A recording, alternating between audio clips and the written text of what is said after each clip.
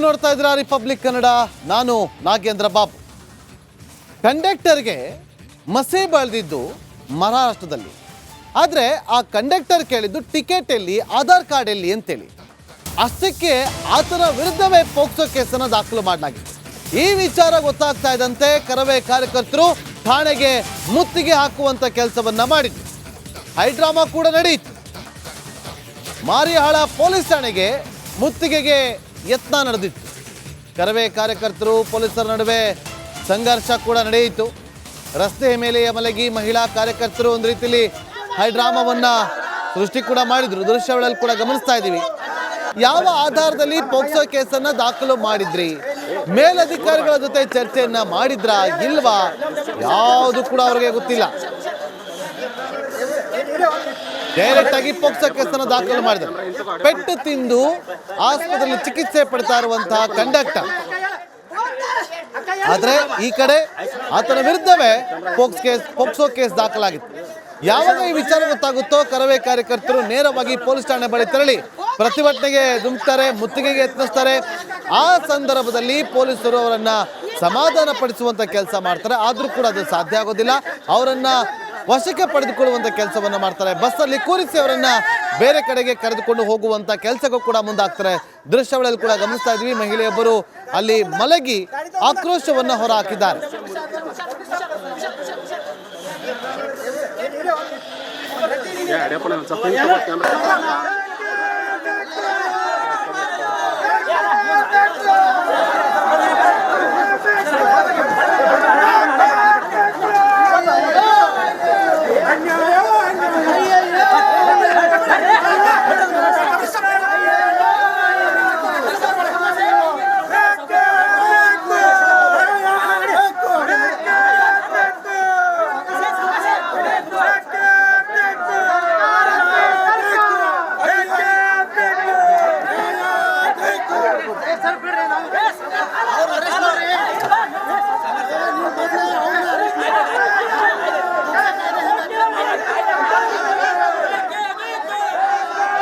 ನೀವು ನೋಡ್ತಾ ಇದ್ದೀರಾ ರಿಪಬ್ಲಿಕ್ ಕನ್ನಡ.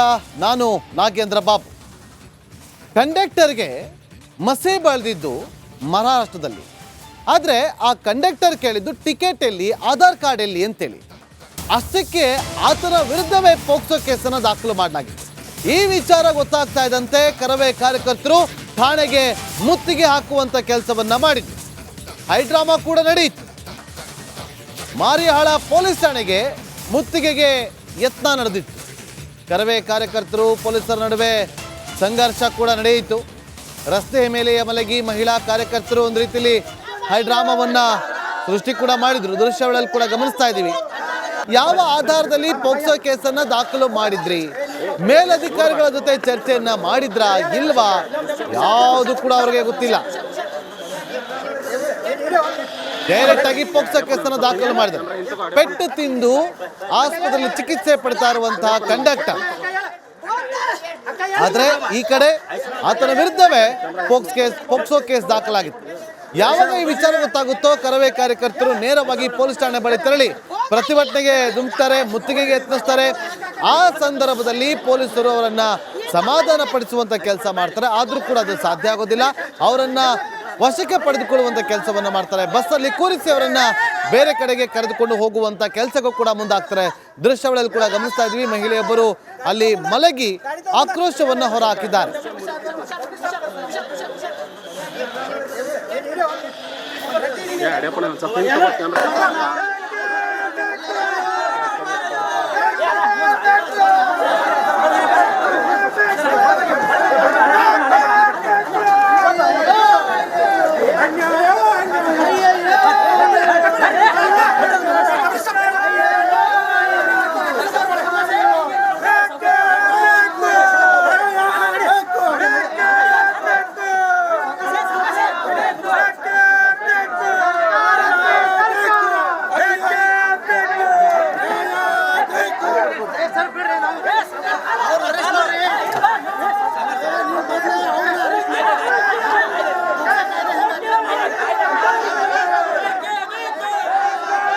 ನೀವು ನೋಡ್ತಾ ಇದ್ದೀರಾ ರಿಪಬ್ಲಿಕ್ ಕನ್ನಡ.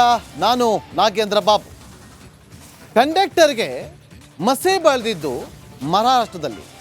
ಆದರೆ ಆ ಕಂಡಕ್ಟರ್ ಕೇಳಿದ್ದು ಟಿಕೆಟ್ ಎಲ್ಲಿ, ಆಧಾರ್ ಕಾರ್ಡ್ ಎಲ್ಲಿ ಅಂತೇಳಿ. ಅಷ್ಟಕ್ಕೆ ಆತನ ವಿರುದ್ಧವೇ ಪೋಕ್ಸೋ ಕೇಸನ್ನು ದಾಖಲು ಮಾಡಲಾಗಿದೆ. ಈ ವಿಚಾರ ಗೊತ್ತಾಗ್ತಾ ಇದ್ದಂತೆ ಕರವೇ ಕಾರ್ಯಕರ್ತರು ಠಾಣೆಗೆ ಮುತ್ತಿಗೆ ಹಾಕುವಂತ ಕೆಲಸವನ್ನ ಮಾಡಿದ್ರು. ಹೈಡ್ರಾಮಾ ಕೂಡ ನಡೆಯಿತು. ಮಾರಿಹಾಳ ಪೊಲೀಸ್ ಠಾಣೆಗೆ ಮುತ್ತಿಗೆಗೆ ಯತ್ನ ನಡೆದಿತ್ತು. ಕರವೇ ಕಾರ್ಯಕರ್ತರು ಪೊಲೀಸರ ನಡುವೆ ಸಂಘರ್ಷ ಕೂಡ ನಡೆಯಿತು.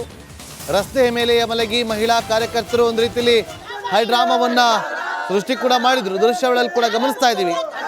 ಯಾವ ಆಧಾರದಲ್ಲಿ ಪೋಕ್ಸೋ ಕೇಸನ್ನ ದಾಖಲು ಮಾಡಿದ್ರಿ, ಮೇಲಧಿಕಾರಿಗಳ ಜೊತೆ ಚರ್ಚೆಯನ್ನ ಮಾಡಿದ್ರಾ ಇಲ್ವಾ, ಯಾವುದು ಕೂಡ ಅವರಿಗೆ ಗೊತ್ತಿಲ್ಲ. ಡೈರೆಕ್ಟ್ ಆಗಿ ಪೋಕ್ಸೋ ಕೇಸನ್ನು ದಾಖಲು ಮಾಡಿದ್ರು. ಪೆಟ್ಟು ತಿಂದು ಆಸ್ಪತ್ರೆಯಲ್ಲಿ ಚಿಕಿತ್ಸೆ ಪಡ್ತಾ ಇರುವಂತಹ ಕಂಡಕ್ಟರ್. ಆದ್ರೆ ಈ ಕಡೆ ಆತನ ವಿರುದ್ಧವೇ ಪೋಕ್ಸೋ ಕೇಸ್ ದಾಖಲಾಗಿತ್ತು. ಯಾವಾಗ ಈ ವಿಚಾರ ಗೊತ್ತಾಗುತ್ತೋ ಕರವೇ ಕಾರ್ಯಕರ್ತರು ನೇರವಾಗಿ ಪೊಲೀಸ್ ಠಾಣೆ ಬಳಿ ತೆರಳಿ ಪ್ರತಿಭಟನೆಗೆ ಧುಮುಕ್ತಾರೆ, ಮುತ್ತಿಗೆಗೆ ಯತ್ನಿಸ್ತಾರೆ. ಆ ಸಂದರ್ಭದಲ್ಲಿ ಪೊಲೀಸರು ಅವರನ್ನ ಸಮಾಧಾನ ಪಡಿಸುವಂತ ಕೆಲಸ ಮಾಡ್ತಾರೆ. ಆದ್ರೂ ಕೂಡ ಅದು ಸಾಧ್ಯ ಆಗೋದಿಲ್ಲ. ಅವರನ್ನ ವಶಕ್ಕೆ ಪಡೆದುಕೊಳ್ಳುವಂತ ಕೆಲಸವನ್ನ ಮಾಡ್ತಾರೆ. ಬಸ್ಸಲ್ಲಿ ಕೂರಿಸಿ ಅವರನ್ನ ಬೇರೆ ಕಡೆಗೆ ಕರೆದುಕೊಂಡು ಹೋಗುವಂತ ಕೆಲಸಕ್ಕೂ ಕೂಡ ಮುಂದಾಗ್ತಾರೆ. ದೃಶ್ಯಗಳಲ್ಲಿ ಕೂಡ ಗಮನಿಸ್ತಾ ಇದ್ವಿ. ಮಹಿಳೆಯೊಬ್ಬರು ಅಲ್ಲಿ ಮಲಗಿ ಆಕ್ರೋಶವನ್ನ ಹೊರಹಾಕಿದ್ದಾರೆ.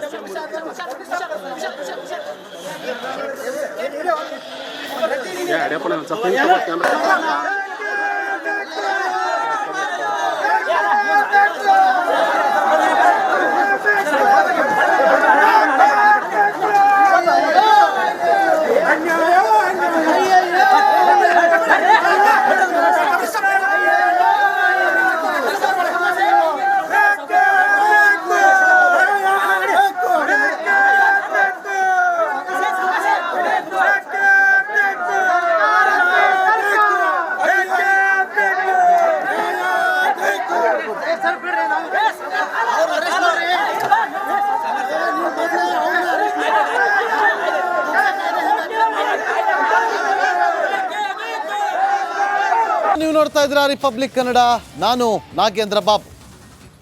ಕಂಡಕ್ಟರ್ಗೆ ಮಸೆ ಬಳಿದಿದ್ದು ಮಹಾರಾಷ್ಟ್ರದಲ್ಲಿ. ಆದರೆ ಆ ಕಂಡಕ್ಟರ್ ಕೇಳಿದ್ದು ಟಿಕೆಟ್ ಎಲ್ಲಿ, ಆಧಾರ್ ಕಾರ್ಡ್ ಎಲ್ಲಿ ಅಂತೇಳಿ. ಅಷ್ಟಕ್ಕೆ ಆತನ ವಿರುದ್ಧವೇ ಪೋಕ್ಸೋ ಕೇಸನ್ನು ದಾಖಲು ಮಾಡಲಾಗಿದೆ. ಈ ವಿಚಾರ ಗೊತ್ತಾಗ್ತಾ ಇದ್ದಂತೆ ಕರವೇ ಕಾರ್ಯಕರ್ತರು ಠಾಣೆಗೆ ಮುತ್ತಿಗೆ ಹಾಕುವಂತ ಕೆಲಸವನ್ನ ಮಾಡಿದ್ರು. ಹೈಡ್ರಾಮಾ ಕೂಡ ನಡೆಯಿತು. ಮಾರಿಹಾಳ ಪೊಲೀಸ್ ಠಾಣೆಗೆ ಮುತ್ತಿಗೆಗೆ ಯತ್ನ ನಡೆದಿತ್ತು. ಕರವೇ ಕಾರ್ಯಕರ್ತರು ಪೊಲೀಸರ ನಡುವೆ ಸಂಘರ್ಷ ಕೂಡ ನಡೆಯಿತು. ರಸ್ತೆಯ ಮೇಲೆ ಮಲಗಿ ಮಹಿಳಾ ಕಾರ್ಯಕರ್ತರು ಒಂದು ರೀತಿಯಲ್ಲಿ ಹೈಡ್ರಾಮಾವನ್ನ ಸೃಷ್ಟಿ ಕೂಡ ಮಾಡಿದ್ರು. ದೃಶ್ಯಗಳಲ್ಲಿ ಕೂಡ ಗಮನಿಸ್ತಾ ಇದ್ದೀವಿ.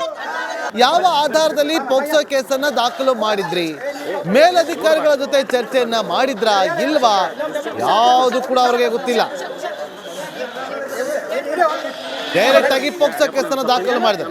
ಪೆಟ್ಟು ತಿಂದು ಆಸ್ಪತ್ರೆಯಲ್ಲಿ ಚಿಕಿತ್ಸೆ ಪಡ್ತಾ ಇರುವಂತಹ ಕಂಡಕ್ಟರ್. ಆದ್ರೆ ಈ ಕಡೆ ಆತನ ವಿರುದ್ಧವೇ ಪೋಕ್ಸೋ ಕೇಸ್ ದಾಖಲಾಗಿತ್ತು.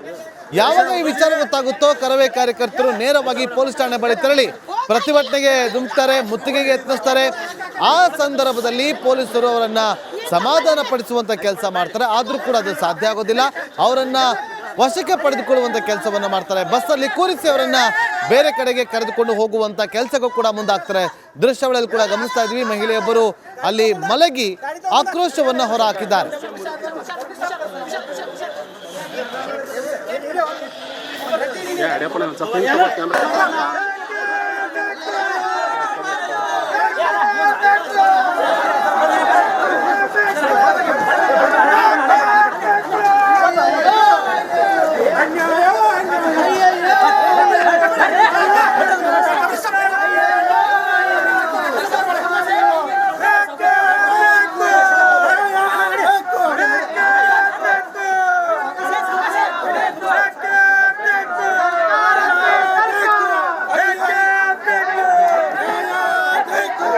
सर